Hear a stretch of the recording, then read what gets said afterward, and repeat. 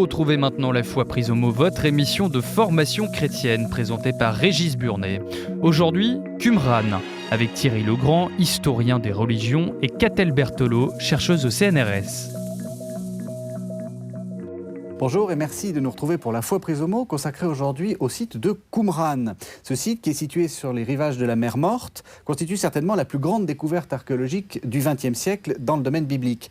En effet, à partir de 1947, on y a mis au jour de nombreuses jarres qui contenaient des manuscrits miraculeusement conservés d'une tendance particulière du judaïsme, les Esséniens.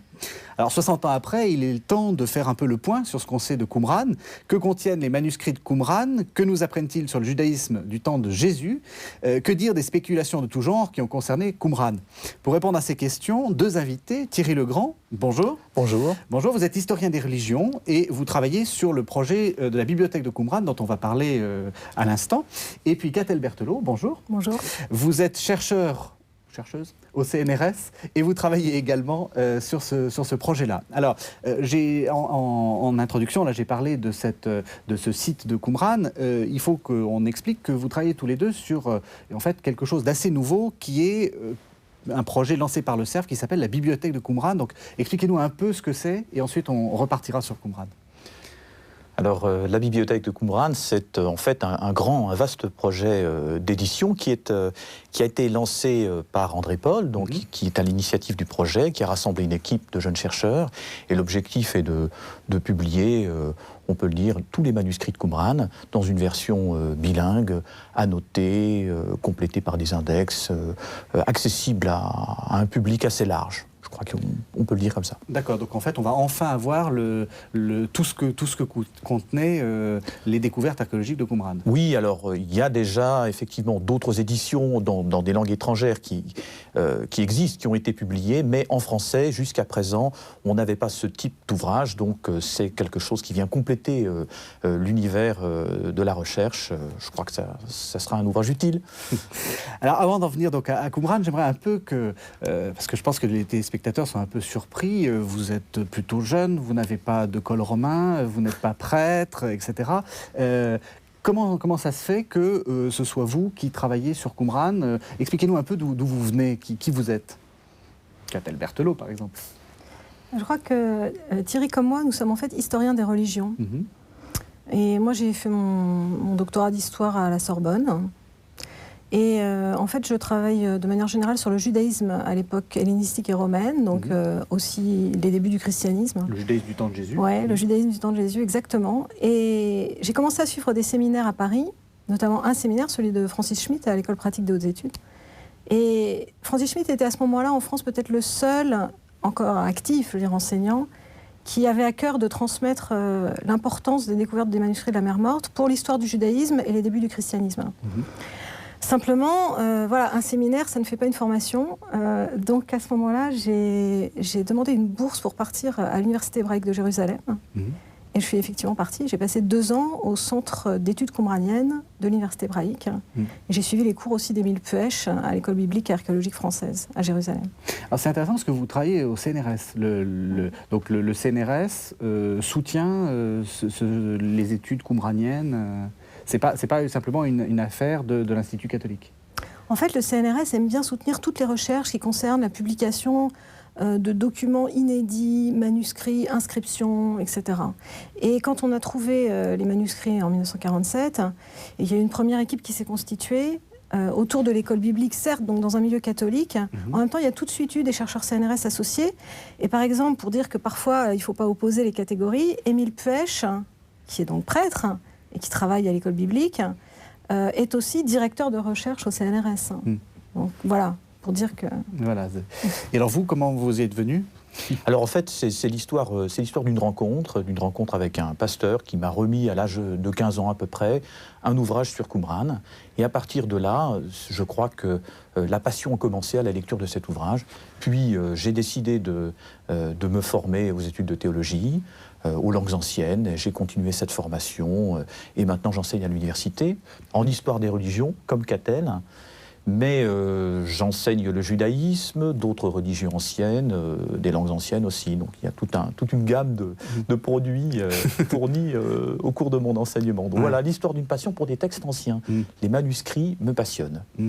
C'est intéressant parce que ça permet aussi aux téléspectateurs de voir que voilà, on est dans de l'histoire, on est dans de l'édition de textes. Alors, on va essayer avant de revenir à votre projet là, de la bibliothèque de Qumran, de revenir un peu en arrière et d'expliquer ce que c'est que Qumran et qu'est-ce qu'on y trouve. Alors, Qumran, avant tout, c'est un lieu, c'est un site. Oui. C'est un site avec 11 grottes, dont certaines sont très très proches du site habité. Oui. Alors, ça se trouve où exactement? Ça se trouve sur la rive ouest de la mer Morte, donc en Israël, Cisjordanie, ça dépend comment on se positionne. Oui. Et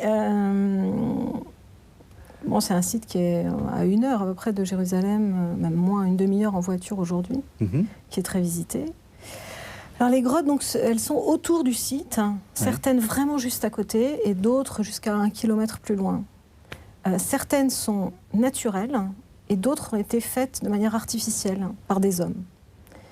Le lien entre le site et les grottes est relativement sûr à cause de cette proximité géographique et aussi à cause d'un autre élément qui est la présence de jarres très spéciales sur le site et dans les grottes, certains manuscrits ayant été conservés dans ces jarres. Donc quand on parle de Qumran, on parle à la fois du site archéologique qui est sur les rives de la mer Morte et de ces grottes qui sont un peu en hauteur, enfin elles sont situées où? Elles peuvent être en dessous ou au-dessus. D'accord. En fait. Et alors, qu'est-ce qui s'est passé? Comment est-ce qu'on a découvert ça? Alors comment on a découvert ça? En fait, c'est une histoire assez longue qui débute, je crois, en 1947. On n'est pas très sûr d'ailleurs de la période précise en 1947, probablement au printemps. On pense qu'un bédouin ou une famille de bédouins, plusieurs bédouins qui résident dans cette région, passent leur temps à regarder, à fouiller, à garder les bêtes. Et l'un d'entre eux, ou plusieurs peut-être, découvre une première grotte. À partir de cette découverte, le processus va s'enclencher, il va y avoir d'autres découvertes. Mais la première découverte, effectivement, est en 1947, cette grotte qu'on appellera ensuite la grotte 1, dans laquelle ce bédouin ou ces bédouins vont découvrir des jarres à manuscrits, certaines complètes, d'autres cassées, des couvercles, et bien sûr des rouleaux. Ils vont récupérer ces rouleaux, probablement ne sachant pas trop quoi en faire au départ, puis très vite comprendre qu'il y a peut-être un intérêt financier à échanger, à monnayer ce genre de trouvailles sur le marché de Bethléem et de Jérusalem. Donc à partir de là, va, je dirais, se dérouler ce qu'on appelle le processus de découverte des grottes de Qumran. Plusieurs grottes vont être découvertes, plusieurs manuscrits. Alors on peut préciser les choses si vous le souhaitez maintenant. Alors, après cette découverte, donc les manuscrits vont commencer à circuler sur le marché de Bethléem. Alors je passe les détails, il y a différents intermédiaires, des aspects mystérieux de la découverte qui vont être décrits par les auteurs de l'époque. Et les chercheurs de Jérusalem, et notamment des dominicains, vont avoir vent de cette découverte et vont commencer à s'intéresser au site dès, je crois, 1948, donc très tôt, et vont eux aussi essayer d'aller sur place pour collecter des matériaux, d'autres manuscrits, etc. Donc les campagnes de fouilles vont un peu tarder, mais vont démarrer assez vite dans les années 48-49. Des chercheurs, donc des dominicains, notamment Roland Deveau, mais d'autres, vont essayer d'augmenter la quantité de trouvailles et de rassembler le plus de matériel possible. Mais en même temps, les Bédouins continuent leur travail. Ils sont sur place, ils ont le temps, donc ils collectent tout ce qu'ils trouvent et qu'ils essayent de revendre, de monnayer sur différents marchés. Donc il y a une espèce de partie de cache-cache qui se fait entre, d'une part, ces gens, les Bédouins, qui ont fait une découverte fabuleuse, et les archéologues qui eux-mêmes essayent de rassembler le plus de documents, de sauver le plus de documents, car ils ont bien conscience qu'il faut faire vite. Les découvertes des Bédouins ne sont pas faites évidemment de manière scientifique, donc il y a risque de perte de documents. Alors, les découvertes se font entre 1947 et 1956, à peu près. On va découvrir, comme Catel l'a dit, 11 grottes, mais on en a fouillé beaucoup plus en fait. Beaucoup plus de grottes ont été fouillées, mais dans ces 11 grottes, on a trouvé des manuscrits. Dans les autres grottes, on ne trouve pas grand-chose, mais malgré tout, on peut signaler des restes archéologiques, des objets, des tessons, des restes de nattes, des clous, toutes sortes d'éléments qui intéressent les archéologues, beaucoup moins ceux qui s'intéressent aux vieux manuscrits. Justement, trouver des manuscrits en plein désert, c'est très exceptionnel, c'est rare, parce qu'on dit on a trouvé des manuscrits, oui, bon, ils ont une valeur particulière? Oui, c'est vraiment exceptionnel parce que c'est une collection entre 900 et 1000 manuscrits. Alors évidemment, en très mauvais état dans leur majorité, donc ça veut dire que parfois on a juste un petit morceau, c'est un grand puzzle, donc c'est un peu frustrant. Mais néanmoins, quand même, 900 à 1000 manuscrits, c'est une des plus grandes bibliothèques connues de l'Antiquité, c'est-à-dire, on ne parle pas de bibliothèque royale comme à Alexandrie ou autre, mais de collections de textes, bon, on n'en a quand même pas énormément. Il y a Nag Hammadi, après les écrits gnostiques, en Égypte. Et il y a effectivement un aspect de conditions climatiques. Oui. C'est sec, visiblement les grottes ont été fermées, même si on sait qu'à certaines périodes de l'Antiquité, déjà des gens sont rentrés dans les grottes, il y a déjà eu quelques visites. Mais en gros, c'est resté quand même fermé et donc ça a permis une certaine préservation. Voilà, donc oui, des manuscrits juifs, il faut le rappeler, parce qu'on a beaucoup dit que, enfin, dans certains milieux, on a beaucoup dit qu'on avait peut-être retrouvé un exemplaire de l'évangile de Marc ou ce genre de choses. C'est totalement faux. Ce ne sont que des textes juifs. Oui. Ce sont des textes juifs antérieurs au christianisme, bien que certaines copies soient du 1er siècle de notre ère, donc vraiment contemporaines des débuts du christianisme. Mais j'insiste sur le fait qu'en général, ce sont des copies. C'est-à-dire, ce sont des textes qui ont été rédigés avant et qui ont été recopiés pendant des dizaines et dizaines d'années, voire des siècles. Oui. Alors, vous avez dit qu'ils sont en mauvais état. Il y en a quand même des complets. Quelle tête ça a, un manuscrit de Qumran ?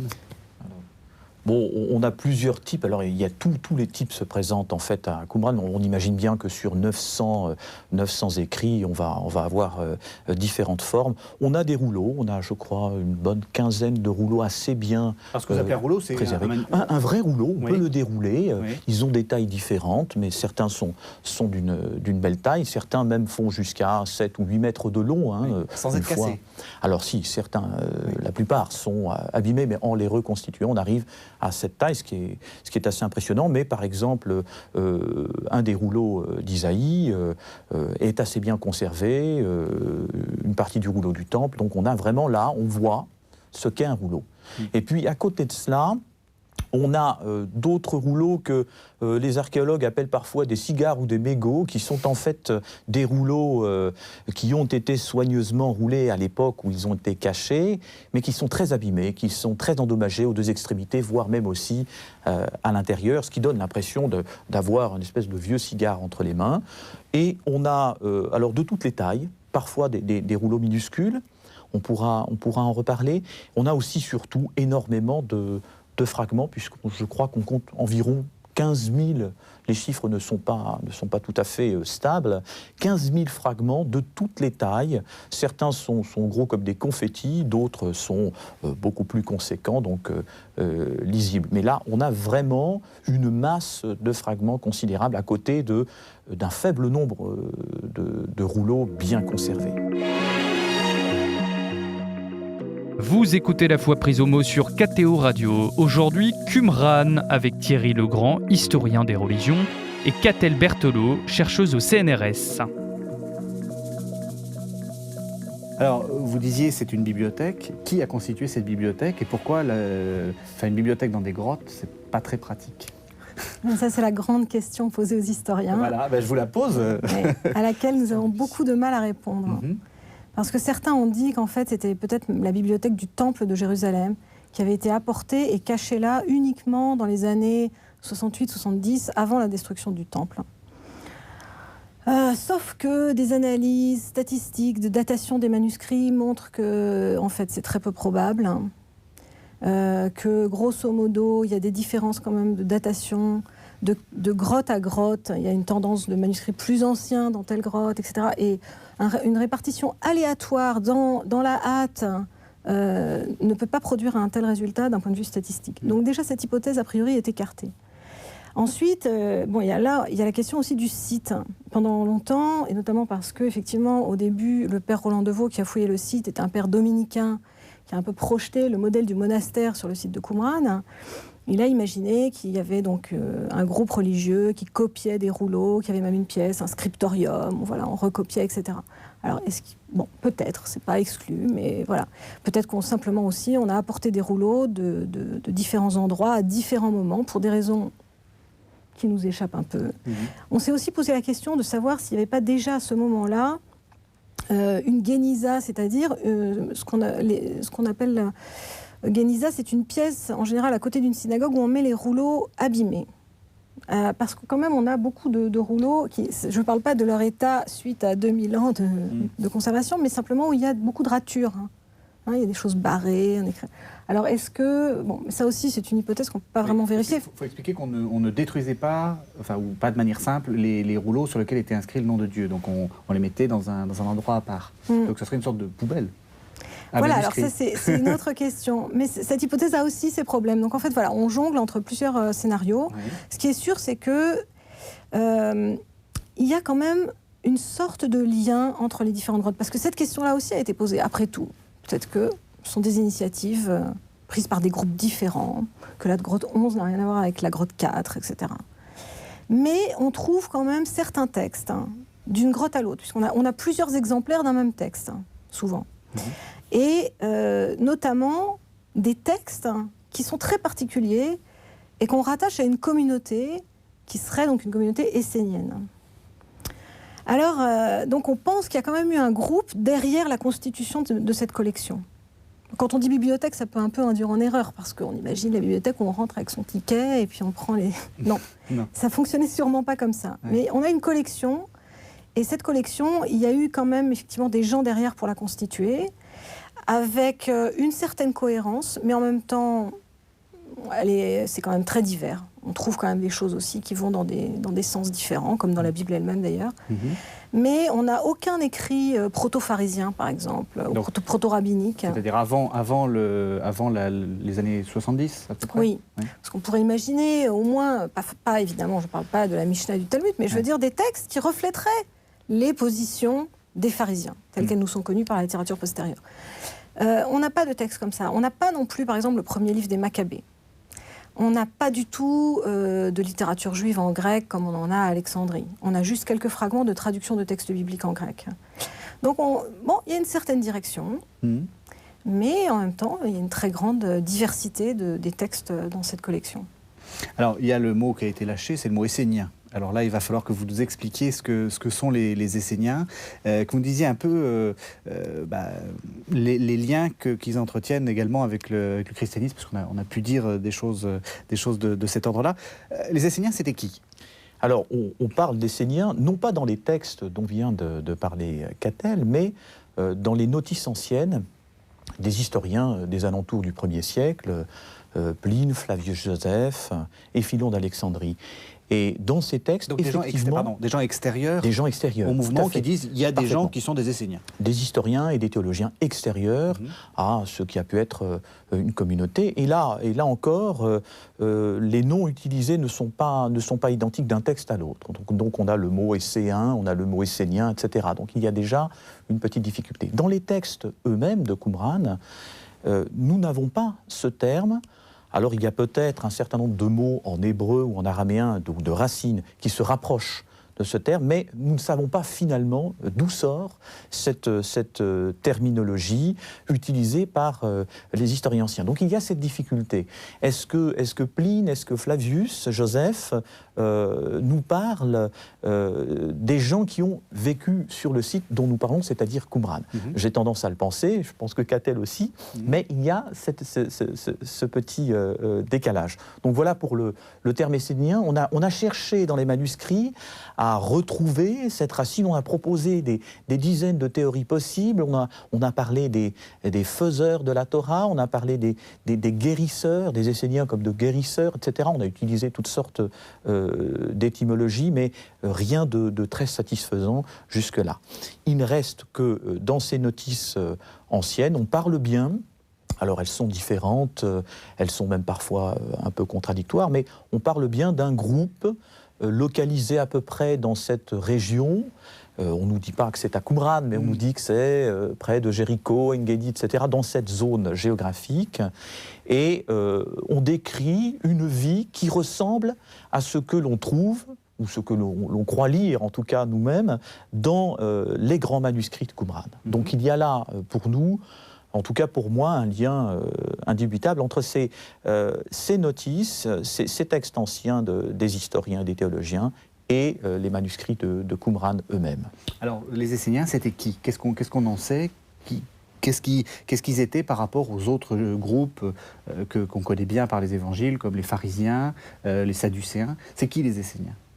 Alors, dans les sources dont vient de parler Thierry, ils apparaissent comme un groupe plutôt masculin, d'hommes qui se sont consacrés entièrement au service divin, à l'étude, à l'ascèse, qui se caractérisent par leur piété, leur pureté, etc. Simplement, Flavius Josèphe nous donne une information supplémentaire, et il est certainement celui qui est susceptible de les avoir le mieux connus. Il dit qu'en fait, il y a deux mouvements. Un mouvement d'hommes célibataires, qui vivent dans la chasteté, et un mouvement d'hommes mariés, donc avec des familles, etc. En plus, Philon, comme Joseph, nous disent qu'en fait, ils sont répartis dans toute la Judée, qu'on les trouve dans toutes les bourgades de Judée. Donc, ça, c'est aussi une chose importante, c'est qu'en fait, le site de Qumran, si c'était un site essénien, n'était certainement pas le seul. On sait aussi qu'il y avait probablement un groupe essénien à Jérusalem, par ailleurs, par d'autres sources. Mais si on fait confiance à Flavius Josèphe, ils étaient partout. Et donc, un mode de vie très rigoriste, très pieux. Alors maintenant, si on compare la description très détaillée qu'en donne Joseph et un texte, par exemple, comme la règle de la communauté. Donc on a trouvé dans les manuscrits. À Qumran, dans la grotte 1, et puis on a des manuscrits dans la grotte 4 aussi, qui donc décrit l'organisation d'un groupe religieux juif. On constate des parallèles frappants, effectivement. Alors on va avoir toutes sortes de règles, notamment les règles pour rentrer dans la communauté et les règles pour exclure de la communauté. Et par exemple, un des rapprochements très frappants, c'est qu'au tout début de la règle, il y a un grand texte très dualiste qui parle des deux esprits qui se disputent les humains, etc. L'esprit du bien, l'esprit du mal.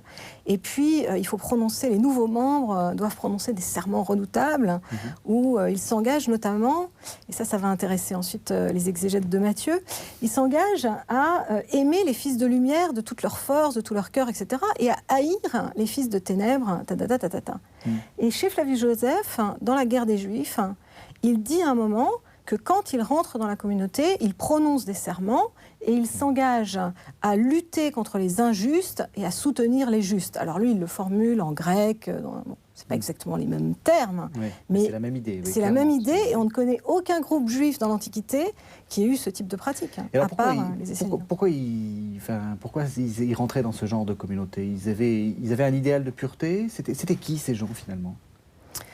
Alors, peut-être, probablement, c'est difficile à répondre, mais probablement des gens effectivement déçus par le judaïsme de l'époque. Et là, on va peut-être toucher à des questions historiques qui sont délicates. Donc, d'où sortent-ils? Est-ce que ces Esséniens sont venus en masse, à une cinquantaine, s'installer dans cette région, vivre dans cette région, ou simplement une poignée qui a ensuite réussi à attirer d'autres membres? Ça, c'est extrêmement difficile de le savoir, mais très probablement que le judaïsme qui se vit autour de Jérusalem, notamment, n'est plus satisfaisant pour ces gens qui sont passionnés de perfection, de pureté, et ils vont rechercher là, dans ce lieu et aux alentours, peut-être même dans d'autres villages esséniens qui ont pu exister, eh bien, un idéal de vie, probablement, et qu'ils vont trouver justement au sein même de communautés comme celle qui s'est développée à Qumran.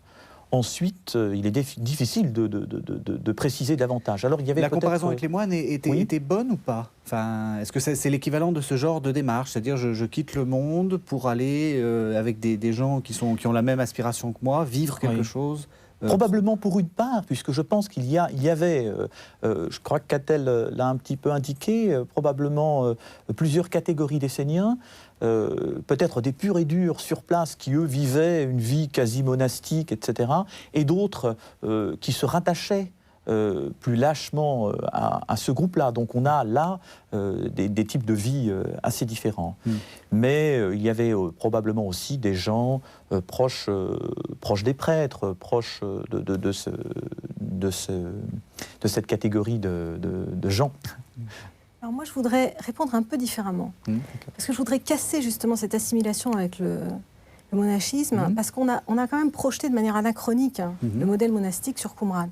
Or, il y a une des choses qu'on sait avec la publication des derniers documents de la grotte 4, notamment du texte qui s'appelle « À propos de quelques œuvres de la loi », c'est qu'on est quand même là vraiment dans un milieu juif, et qu'une des choses que les chrétiens ont le plus de mal à comprendre dans le judaïsme, c'est la centralité de la loi et l'importance des commandements, des mitzvot. Or, ce qui apparaît dans certains textes de Qumran, pas dans les descriptions extérieures, mais dans les textes à l'intérieur, c'est que il y a vraiment un désaccord profond avec les autres groupes juifs sur des questions d'interprétation de la loi, et notamment les commandements relatifs au culte au temple, et notamment des questions de calendrier, qui font que les fêtes ne tombent pas aux mêmes dates, selon qu'on observe un calendrier plutôt qu'un autre. Or, c'est très grave. Si on ne fait pas le jour de Kippour à la date prévue de toute éternité par Dieu qui a disposé le soleil, la lune et les étoiles, alors, le pardon du péché n'est pas donné. Donc il y a vraiment des questions extrêmement graves d'un point de vue rituel et légal. Vous êtes en train de dire qu'en fait, ils se séparent juste parce que la date de la fête ne tombe pas au bon moment. Enfin, il n'y a pas que ça. Il n'y a pas que ça. Ça paraît un peu bizarre quand même. Il n'y a pas que ça, mais le calendrier est extrêmement important. Mais il y a aussi des questions d'interprétation des lois de pureté et d'impureté. Comment est-ce que l'impureté se communique d'un récipient à un autre? Comment est-ce qu'on doit faire les sacrifices? Est-ce que les prêtres peuvent avoir certains types d'union ou pas, etc. Est-ce que les lois de la Torah sont vraiment bien respectées au temple ou pas? Donc ça, c'est vraiment dans les textes. Oui. Ils ont des polémiques dans les textes où ils disent « eux disent que mais nous disons que… » et suivez notre interprétation. Donc, ce seraient des gens qui se seraient retirés un peu de la vie commune pour vivre leur interprétation de la loi, leur façon de comprendre les prescriptions. Absolument. C'est un souci d'être fidèle à la loi de Moïse et de se séparer du peuple qui suit des interprétations et des pratiques qui ne sont pas conformes, selon eux, à la loi de Moïse. Donc, bien sûr, il peut y avoir un aspect spirituel, de quête de Dieu, d'idéal ascétique, etc. Mais n'oublions pas que probablement tout ça commence par des polémiques, des disputes vraiment graves sur des questions d'interprétation. Mais nous, vu 2000 ans après et vu d'un certain regard chrétien, ça nous paraît complètement absurde, ces questions-là. Pourquoi c'est si vital, ces questions de calendrier, ces questions d'observation de récipients, de choses comme ça? Ça ne peut pas être absurde, c'est la loi de Dieu. C'est la volonté de Dieu pour l'homme juif en l'occurrence, mais il ne s'agit de rien de moins que de faire la volonté de Dieu. Donc si on ne respecte pas les commandements selon ce qu'il faut faire, c'est l'alliance qui est rompue, c'est l'alliance qui est mise en péril. Et avec les conséquences que l'on sait, c'est les possibilités d'un nouvel exil, etc. Donc non, ce sont des questions d'une importance vitale, individuelle et nationale. Je crois qu'il y a effectivement cette question de la centralité de la loi et aussi toute la question qui tourne autour de l'interprétation. Comment est-ce qu'on interprète la loi à cette époque-là? Et la séparation va aussi jouer sur ce point très précis, comme l'a souligné Catel. Alors pour nous, effectivement, parfois, à la lecture de ces textes, on se pose des questions vraiment très, très, très étranges, et on a l'impression que tout ceci n'est que détail ou a peu d'intérêt, a peu de rapport avec la spiritualité, la foi, alors que si l'on se replace dans ce contexte et dans le contexte juif d'une manière générale, eh bien on comprend que tous ces détails qui concernent le sabbat, justement, la manière de se conduire tous les jours, sont très importants dans la religion juive. Beaucoup moins, bien sûr, dans le christianisme. Et du coup, toute déviation, toute modification à ce genre de règles va prendre une importance considérable. Le monde, on peut même aller jusqu'à dire que le cosmos, l'ordre du monde est bouleversé si le respect de la loi n'est pas tenu, tout simplement.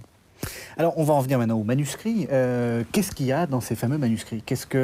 On a vu qu'il y avait un lien avec les Esséniens, on a à peu près compris qui étaient les Esséniens, mais maintenant, on a donc 900 rouleaux. Alors, vous n'allez pas nous donner les titres de chacun des rouleaux, ni de dire exactement dans quelle grotte ils ont été trouvés, mais quel grand type quel grand type de groupement on peut faire ? Je peux peut-être évoquer le premier type de manuscrit, qui est celui dont on a parlé énormément dès les débuts de la découverte. Ce sont les manuscrits bibliques. Ou en tout cas, ceux que l'on a retrouvés sur place, c'est-à-dire environ, on va dire 25 à 30%, un tiers de ces rouleaux. Bon, on discute sur les chiffres comme d'habitude. Et là, on découvre que dans ces grottes sont rassemblés à peu près des exemplaires de tous les livres que l'on connaît dans la Bible, dans l'Ancien Testament. Bien sûr, il faut rappeler qu'il n'y a pas de texte du Nouveau Testament, je le redis. À peu près tous les livres, sauf le livre d'Esther, mais là encore, on discute pour savoir si effectivement il ne faisait pas partie de cette bibliothèque ou tout simplement nous n'en avons pas de fragments. Donc nous avons une forte masse, une grande masse de manuscrits, plusieurs copies des mêmes livres. Par exemple, on a une vingtaine, 19 ou 20 copies du livre de la Genèse, 17 de l'Exode, etc. Donc on a à Qumran les livres de la Torah Pentateuque, donc les 5 premiers livres, sont fortement représentés, et particulièrement le livre de la Genèse et aussi le Deutéronome, bien sûr. Par ailleurs, on a aussi de nombreuses copies du livre des psaumes. Les prophètes sont aussi très représentés. Donc la première découverte des archéologues, ça a été ce regard sur ces manuscrits qu'on connaissait, mais depuis longtemps bien sûr, mais là on mettait la main sur des manuscrits extrêmement anciens. Et ça a été, je crois, quelque chose qui a vraiment bouleversé à la fois les communautés juives et chrétiennes, d'avoir sous les yeux des manuscrits pratiquement contemporains pour certains. Par exemple, le livre de Daniel, la copie que nous avons à Qumran est peut-être datée d'une cinquantaine, peut-être un peu plus d'années, après la rédaction du livre de Daniel. Donc ça, c'est... À quelle époque le livre de Daniel ? Alors environ, on dit plusieurs dates, mais on peut dire vers 160, 164 à peu près, on situe cette rédaction. Donc peu de temps après, on a une copie. Alors encore une fois, les questions de datation sont toujours délicates, ce qui veut dire qu'on est presque là, avec un original. Donc évidemment, ceci attire l'attention des lecteurs de tous bords. Oui, il faut rappeler, donc c'est 164 avant Jésus-Christ. Ce qui fait quelque chose d'assez tardif. On a souvent l'habitude de penser que la Bible a été écrite il y a très longtemps. En réalité, les derniers livres datent effectivement du deuxième siècle avant Jésus-Christ. Et donc là, on a effectivement presque un on n'en est pas original. loin, effectivement. Vous écoutez La Foi prise au mot sur KTO Radio. Aujourd'hui, Qumran avec Thierry Legrand, historien des religions, et Catel Berthelot, chercheuse au CNRS. Alors, donc on a des manuscrits de la Bible. Est-ce qu'on a d'autres choses ? Oui, on a encore... Beaucoup d'autres choses. On a l'habitude, oui. T'imaginez 75%. Alors on a ces fameux textes qu'on dit communautaires ou esséniens, comme la règle de la communauté, des textes qui portent leur empreinte idéologique, etc. On y reviendra peut-être après. Et la troisième catégorie, c'est tout le reste. Et dans tout le reste, ça veut dire toute une littérature juive, non biblique, mais dont nous connaissions déjà certains livres. Comment nous les connaissions ? Grâce aux traductions faites dans les églises orientales. Ça fait partie de cette littérature juive qui nous a été transmise par les communautés chrétiennes d'Orient. Notamment le fameux livre d'Enoch, auquel il est fait référence dans le Nouveau Testament, dont on a retrouvé des fragments en araméen à Qumran, alors qu'on ne l'a dans son intégralité que dans une traduction en éthiopien ancien. Parce qu'en fait, il fait partie du canon de la Bible dans l'Église éthiopienne. Ce qui veut dire que certaines églises orientales ont gardé dans leur canon, donc dans ce qu'on pourrait appeler un Nouveau Testament, plutôt un Ancien Testament en fait, certains écrits que les autres églises n'ont pas retenus. Absolument. Alors il y a quoi dans ces c'est quoi ces textes-là? Ils sont comment? On peut peut-être encore préciser, il y a aussi le livre des Jubilés qui est très important aussi et qui est très représenté à Qumran, qu'on a effectivement, notamment dans le canon de l'Église éthiopienne.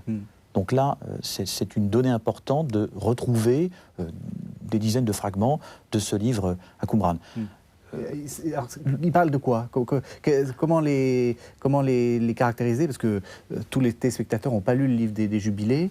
Ça ressemble à quoi? Ça se rapproche de quel type de livre qu'on a dans l'Ancien Testament?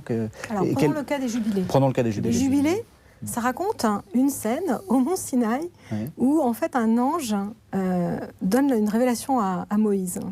Et en fait, c'est l'occasion de réécrire toute la Genèse et le début de l'Exode. Donc en fait, c'est une réécriture de livres bibliques, mais avec des modifications, avec des choses qui ont une importance théologique dans l'histoire du judaïsme à cette époque-là, notamment la question du calendrier. C'est un livre qui défend un calendrier solaire de 364 jours, qui est un calendrier non conforme par rapport à ce qu'on connaît dans le judaïsme, et notamment au judaïsme rabbinique par la suite.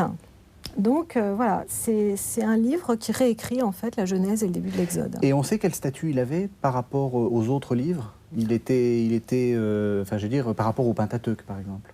Alors, certaines personnes pensent que les Jubilés ont pu être considérés comme un livre aussi inspiré que le Pentateuque. Bon, on a une dizaine d'exemplaires, mais est-ce que le fait qu'on ait une dizaine d'exemplaires est une preuve? À mon avis, non. C'est une preuve de popularité, de grand intérêt, mais c'est pas une preuve que c'était exactement mis sur le même pied que la Genèse ou le Deutéronome. Ce qui est certain, c'est que c'est un livre qui jouissait d'un grand prestige, disons, dans la communauté de Qumran ou dans celle qui a rassemblé ces livres. Je ne pense pas qu'on puisse aller tellement au-delà et se prononcer sur une sorte de pré-canonicité, parce qu'il faut quand même rappeler qu'à cette époque-là, il n'y a pas encore de canon. La liste des livres qui feront notre Bible, elle n'est pas encore close. Bon, pour les 5 premiers, on peut dire c'est fait. Oui, le livre de la loi, bon. Il y a des livres prophétiques, mais est-ce que la liste est vraiment close? Et qui exactement y est? Parce qu'il semblerait qu'à Qumran, Daniel et les psaumes soient tout à fait des livres prophétiques. Mais sont-ils prophétiques parce qu'ils sont inspirés ou sont-ils prophétiques parce qu'ils appartiennent à une liste qui serait les prophètes? Ça, c'est la question. Et puis alors, la troisième catégorie du canon, ça c'est une chose ouverte. Mais il faut dire, par exemple, qu'on a un seul manuscrit du livre des Chroniques à Qumran. Même, par exemple, les livres d'Ézéchiel et Jérémie, on a seulement 6 manuscrits de chaque. On a 21 manuscrits d'Ésaïe, mais on n'a que 6 manuscrits d'Ézéchiel et 6 manuscrits de Jérémie, moins que le livre des Jubilés, si on prend uniquement ce critère du nombre de manuscrits. Le best-seller, c'est les psaumes, 36 manuscrits. Et pourquoi? C'est intéressant, ça. Ça veut dire que les psaumes c'était un livre lu, chanté peut-être. Ça dit quelque chose de la liturgie de Qumran? Ça dit certainement quelque chose de la liturgie. Et à nouveau, les psaumes étaient considérés comme un livre prophétique. Et pour une communauté qui se voyait quand même comme une communauté persécutée par les autorités à Jérusalem et qui attendait la justice de Dieu, le rétablissement, et bien comme pour beaucoup de chrétiens dans beaucoup de communautés, c'est un livre qu'on peut prier pour adresser sa plainte à Dieu, pour dire « Mais enfin, Seigneur, qu'attends-tu? Que fais-tu » Oui, donc c'est un livre quotidien. C'est un peu il jouait le même rôle qu'il peut jouer effectivement dans l'Église. Absolument. Et pour la foi personnelle des croyants. Alors justement, en vous entendant, là, je pense que beaucoup de gens vont être un peu perplexes. C'est-à-dire qu'on a l'impression d'un Ancien Testament, puisqu'encore une fois, il n'y a rien du Nouveau Testament, mais d'un Ancien Testament qui est en train de se faire. Est-ce que les textes que l'on a trouvés à Qumran diffèrent dans leurs lettres des textes qu'on va avoir après? Est-ce qu'il y a des grosses différences entre ces je veux dire, j'ouvre ma Bible hébraïque donc actuelle et je la compare à celle de Qumran. Est-ce que j'ai des grosses surprises? Alors on peut dire oui et non. Oui. Alors effectivement, alors pour une part, les manuscrits qu'on va découvrir à Qumran ce rapport sont tout à fait identiques à, pour certains, je dirais, tout à fait identiques à ceux que l'on connaissait, ceux que l'on a imprimés pendant des siècles. Et pour une autre part, on découvre des différences, alors parfois insignifiantes, ou en tout cas peu signifiantes d'ordre orthographique, ou des inversions de lettres, ou etc. Donc des erreurs de copie. Des erreurs de copie, par exemple, bon, entre autres. Et certains autres manuscrits, par contre, présentent des variantes assez intéressantes, des omissions de versets, des ajouts de versets, des déplacements de versets. Donc là, on entre dans des choses qui vont particulièrement intéresser les gens qui sont passionnés par les manuscrits. Donc pour une part, oui, il y a une transmission qui se fait de manière assez fiable, et d'autre part, notamment pour des livres comme Jérémie, Samuel et d'autres, on constate que le texte hébreu que nous avons sous les yeux n'est pas le même que celui qui est imprimé dans nos Bibles, dans la Tob, dans la Bible de Jérusalem, qui a servi à ces éditions que nous connaissons. Et la grande surprise ici de ceux qui ont étudié ces manuscrits, c'est qu'en comparant cet hébreu et d'autres traditions, c'est-à-dire notamment la traduction grecque de l'Ancien Testament, eh bien, on constate des parentés ou des équivalences. Les textes se ressemblent, là où dans la traduction grecque, on a des omissions, mais parfois, dans le texte hébreu de Qumran, on retrouve les mêmes types de variantes. Donc là, je dirais qu'il y a encore tout un travail qui reste à faire, mais qui a déjà été largement exploité pour montrer que les textes hébreux de Qumran ne sont pas totalement stabilisés. Alors on parle de pluralité de textes, j'aime bien ce terme de fluidité, c'est-à-dire que le texte, les consonnes du texte ne sont pas toujours totalement fixées. Pour certains livres, la transmission est bonne, ou en tout cas la transmission s'est faite de manière systématique et stricte. Pour d'autres, il y a de nombreux changements. Et pour qu'on ait un peu une idée, les changements, c'est quoi? C'est vraiment des choses intéressantes et croustillantes ou pas? Pas très souvent. En général, les changements ne sont pas aussi croustillants que ça, mais quand même. Par exemple, alors un exemple d'omission. Chapitre 6 du livre des Juges. Les exégètes ont dit depuis longtemps, les versets 7 à 10, ça a l'air d'être un ajout tardif, on rappelle la sortie d'Égypte, que c'est Dieu qui a fait sortir le peuple d'Égypte, etc. Donc mais bon, un copiste qui, de son initiative, aurait rajouté quelque chose. Ouais, une petite... de petit résumé, quoi. Une petite morale rajoutée à l'histoire, un petit rappel de... nanana. Bon. Eh bien, à Qumran, on a un manuscrit du livre des Juges où ces versets sont absents. On passe directement du verset 6 au verset 11. Oui. Donc ça ce prouverait... passage n'existe pas. Oui. On est quand même à la fin du IIe siècle avant, déjà. Hein. Oui. Bon. Autre exemple inverse. Premier manuscrit du livre de Samuel, premier livre de Samuel, chapitre 11. Dans nos Bibles actuelles, ça commence de manière un peu obscure. Nachash l'Ammonite, tout d'un coup, s'en prend aux tribus d'Israël et exige de leur crever à tous l'œil droit, ce qui est la punition pour les traîtres, etc. Mais il n'y a pas eu de... Enfin, on n'a pas l'impression... On ne comprend pas bien, c'est quoi cette affaire.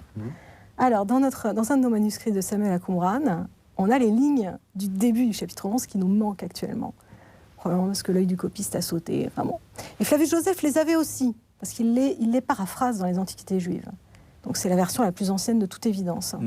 Où là, on a le début de l'histoire sur la rive est du Jourdain, où il y a certaines des tribus israélites qui effectivement ont trahi, etc. et se sont réfugiés chez les autres à l'ouest. Et donc quand il arrive à l'ouest, c'est pas son territoire, mais il vient récupérer les fuyards qui venaient de chez lui. Enfin bref, c'est pas pour justifier Nachash. Hein. Oui, oui. Donc voilà. Mais ça veut dire donc qu'il faut rajouter ces lignes-là dans le texte Eh ben, ce serait intéressant de les mettre au moins entre crochets, avec une note expliquant, voilà, tel manuscrit nous donne un texte complémentaire, etc. On a par exemple aussi des modifications qui sont plus directement théologiques, et ça rejoint ce que disait Thierry, à savoir que parfois, à Qumran, on a un texte hébreu qui correspond au texte hébreu traduit par la Septante. La Septante, c'est la traduction grecque qui date des années 160. Entre 3e siècle avant et 1er siècle après. Et là, en l'occurrence, c'est un verset du chapitre 32 du Deutéronome, où on dit que Dieu a fixé les frontières des peuples selon le nombre des fils d'Israël. Ça, c'est dans notre texte hébreu actuel, et dans nos Bibles en général, c'est ça. Or, la Septante nous disait, Dieu a fixé les frontières des peuples d'après le nombre des fils de Dieu. C'est-à-dire, en fait, dans la Septante, c'est les anges, quoi. Mais dans le texte hébreu à Qumran, c'est les fils de Dieu. Ça fait partie de ces passages un petit peu problématiques. Ah oui, on sent qu'ils ont changé un peu le... Oui. Pour là, correspondre à leur... on sent une difficulté théologique, quand même, ces histoires de fils de Dieu, quand même. Enfin, c'est... Alors justement, là, on arrive directement à votre projet. Là, je vois sur la table la bibliothèque de Qumran, donc parue aux éditions du Cerf, Torah, Genèse. J'ai donc le premier livre de la Genèse. Qu'est-ce que j'ai de vraiment plus en plus que ma Bible où j'ai effectivement la Genèse? Alors, précisément, dans ce premier tome, donc il y en aura plusieurs qui vont suivre, on ne va pas trouver directement les textes de la Genèse, puisque à Qumran, il y a des manuscrits de la Genèse, mais qui sont assez peu différents de ceux que, justement, vous avez dans votre Bible. Par contre, vous allez trouver une masse de documents dans ce volume concernant des textes qui ont été écrits autour de la Genèse, qui redéveloppent, qui explicitent, qui exploitent des thématiques de la Genèse. Donc notamment, alors on a déjà parlé du livre d'Hénoch, mais toutes sortes d'autres documents qui vont de quelques lignes ou quelques mots à plusieurs colonnes, qui exploitent par exemple l'histoire d'Abraham, l'histoire de Noé, Jacob. Donc cet ouvrage va présenter... Alors, est-ce qu'on peut parler de commentaires? Les mots sont difficiles à préciser, mais cet ouvrage présente tout cela. Et l'on découvre là, justement, qu'il n'y a pas simplement la Genèse, et tous ces chapitres, ces 50 chapitres que les gens connaissent bien, mais toutes sortes de développements, de précisions sur des sujets qui jusqu'à présent étaient assez peu connus dans le monde juif et chrétien. Alors, il nous reste une dizaine de minutes, donc on va faire assez bref, mais souvent, on a parlé de ces manuscrits, du manuscrit de la Bible, de l'intérêt de les éditer. Il y a aussi tous les manuscrits de la règle de Qumran, et puis on dit, non, je dis n'importe quoi, de la règle, qui sont propres aux Esséniens, je pensais à la règle de la communauté, et on dit aussi qu'il y aurait des manuscrits... qui mettraient en péril la foi, les mœurs, etc., des manuscrits un peu mystérieux, qui sont... Est-ce que c'est vrai? Est-ce que vous allez bien dans ces je ne sais pas combien de volumes vous êtes parti pour nous faire. Volumes. Est-ce que vous allez bien tout éditer? Oui, on édite tout, sauf les manuscrits bibliques qui sont absolument, presque identiques à ce qu'on a dans nos Bibles, donc ce qui est déjà connu. Sinon, on édite tout, même les textes horoscopiques, même le rouleau de cuivre, etc. Mais non, je suis désolée, ça va décevoir beaucoup, mais il n'y a pas de manuscrit à scandale. Pas dans le sens qu'on a voulu laisser entendre pendant plusieurs années quand il y avait de la rétention d'informations sur les manuscrits, parce que les chercheurs étaient trop peu nombreux et trop lents, et qu'on n'a pas publié, et que donc tout le monde commençait à dire le Vatican a mis son veto et ne veut pas que nous apprenions des vérités qui menacent la foi chrétienne, etc. On a beaucoup lu ça, mais bon, en réalité... On a des textes qui nous éclairent sur le contexte de la naissance du christianisme, qui effectivement sont une source inespérée pour nous, pour comprendre les mentalités juives vraiment à l'époque de Jésus. Parce que sinon, les autres textes juifs que nous avons, ils ont quand même été souvent mis par écrit beaucoup plus tard, ou bien nous sont parvenus par des canaux très indirects, etc. Là, on a une documentation de première main. Ce sont des rouleaux que Jésus lui-même aurait pu avoir dans les mains. Voilà, pour la plupart. Donc, c'est un coup de projecteur comme ça. Alors, c'est vrai qu'on trouve des choses parfois un peu étonnantes. Alors, notamment cette expression « fils de lumière ». On la trouve, par exemple, dans l'Épître aux Éphésiens. Alors, bien sûr, tout le monde dit « mais voilà, c'est une influence essénienne sur le premier christianisme, etc. etc. » Bon, est-ce que c'est ce type d'emprunt terminologique ou... Vraiment... Bon, après, c'est à chacun d'en discuter. Est-ce que c'était... Le fait est que ça n'existe que dans des textes de Qumran et dans le Nouveau Testament. Bon, en même temps, le dualisme, c'est aussi un phénomène anthropologique récurrent. Mais voilà, bon, c'est une question. Alors, ce qui a aussi défrayé la chronique, ce sont ces textes astrologiques, ou alors aussi, on a un certain nombre de fragments de textes qui sont cryptés, qui sont écrits dans un alphabet ou une langue, enfin, on n'arrive pas très bien à comprendre. Et donc, effectivement, je pense que là, les gens ont pensé qu'il y avait des choses cachées, justement. De fait, il y avait des choses cachées, mais peut-être pas aussi croustillantes qu'on l'attendait, puisque il y a certainement des formules magiques, il y a certainement des textes qui font référence, il y a des textes qui font référence à des exorcismes, toutes sortes de pratiques qui ne sont pas forcément je dirais, très courantes, très développées, mais qui existent à Qumran et qui montrent que les gens qui vivaient sur place vivaient aussi dans leur milieu, utilisaient les modèles qui circulaient à l'époque, pratiquaient des exorcismes, récitaient des formules magiques. Oui, c'est vrai, ça a aussi existé dans le judaïsme de cette époque-là et bien après. Alors, il nous reste 3 minutes. Je vais donc vous demander une réponse brève. Si vous deviez en quelques mots expliquer pourquoi vous travaillez là-dessus et pourquoi vous faites cette édition, qu'est-ce que vous diriez? On va commencer par vous, Catel. C'est par passion pour la Bible, Oui. à la fois juive et chrétienne. Parce que comme on l'a compris, je pense, à la fois ça nous permet de mieux lire l'Ancien Testament, pas seulement l'aspect critique textuel, mais aussi l'aspect interprétation, etc. Oui, avec tous ces petits passages dont vous dites, enfin, ces commentaires de l'Ancien Testament. Voilà, c'est ça, on est déjà dans le commentaire, on est déjà dans une littérature autour. Ouais. Donc dans la compréhension, dans la réception de l'Ancien Testament, et puis on est dans le contexte du Nouveau. Donc en fait, ça éclaire les deux. Donc c'est pour ça et vous, pourquoi est-ce que... C'est plutôt, alors il y a beaucoup de choses, comme tu le dis, Catel, mais c'est aussi la question de la transmission, la question de comment se transmettent les textes sacrés, comment ils évoluent, comment ils sont relus dans les communautés, comment ils sont aussi parfois manipulés. Tout ceci m'intéresse, non seulement à Qumran, mais ensuite, au-delà, dans les siècles qui vont suivre. Comment les communautés religieuses vont fonder leur foi, leur spiritualité sur des textes qui bougent, des textes qui sont aussi en pointillés, qui évoluent avec le temps. Voilà les choses qui me passionnent, je dirais, avec ces découvertes de Qumran. Alors donc, on invite les téléspectateurs à retrouver ça. Donc il y a un livre, le premier livre vient de sortir dans la bibliothèque de Qumran. Vous en prévoyez combien? Normalement 9, oui. Donc encore 8. D'accord. Et vous, dans combien de temps vous allez tout faire? Ça nous prendra encore au moins une dizaine d'années. D'accord. Donc on vous reverra dans 10 ans pour voir si vous avez bien avancé. Donc le premier tome, c'est la Genèse.